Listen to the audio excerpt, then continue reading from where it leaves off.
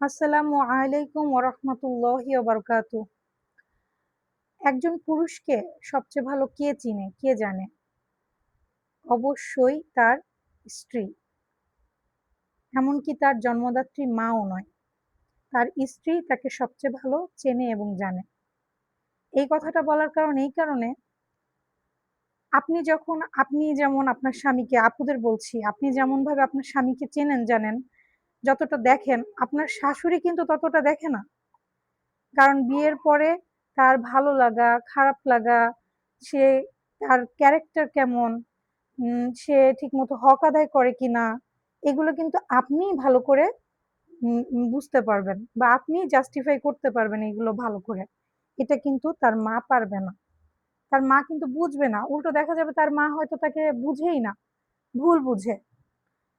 স্বামীকে শুধুমাত্র, একজন পুরুষকে শুধুমাত্র তার ওয়াইফই ভালো মতো চিনতে, জানতে ও বুঝতে পারে।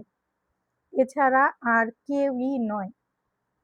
ইভেন দো তার বাবা না, তার ছেলে মেয়ে না, তার আর অন্যান্য দাদা দাদিদের কথা তো বাদই, নিজের মাই যখন চিনে না, তাহলে আর কেউ কিভাবে চিনতে পারবে, জানতে পারবে, তাই না?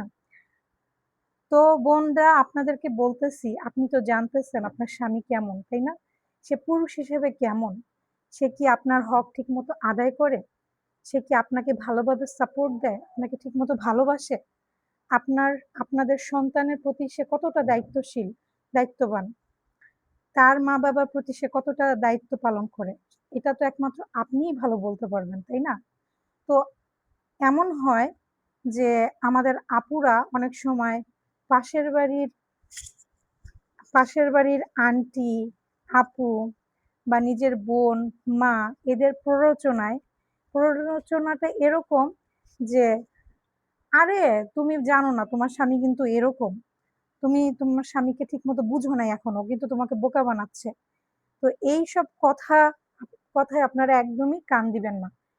একদমই কান দিবেন না। এইসব কথায় কান দেওয়া মানে কিন্তু নিজের সংসারে নিজের হাতে নিজে আগুন লাগানো।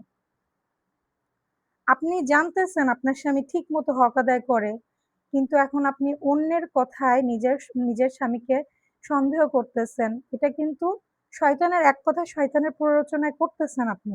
এটা কিন্তু আপনি ভুল করছেন।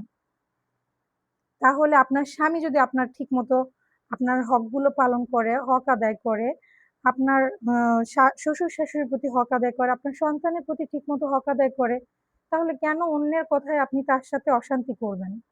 আপনিই কিন্তু একমাত্র তাকে ভালো বুঝেন। আপনি এতে কোনো সন্দেহ রাইখেন না যে আপনি ঠিক মতো তাকে বুঝেন না।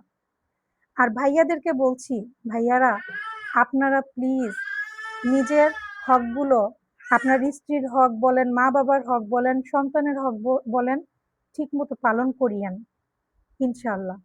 আমার ভিডিওটা ভালো লেগে থাকলে একটা লাইক দিয়ে দিবেন প্লিজ। কমেন্ট সেকশনে জানাবেন আমার ভিডিওটা কেমন লাগলো। আর আমার চ্যানেলটা সাবস্ক্রাইব করে দিবেন। আসসালামু আলাইকুম ওরহমতুল্লাহি ওয়া বারাকাতুহু।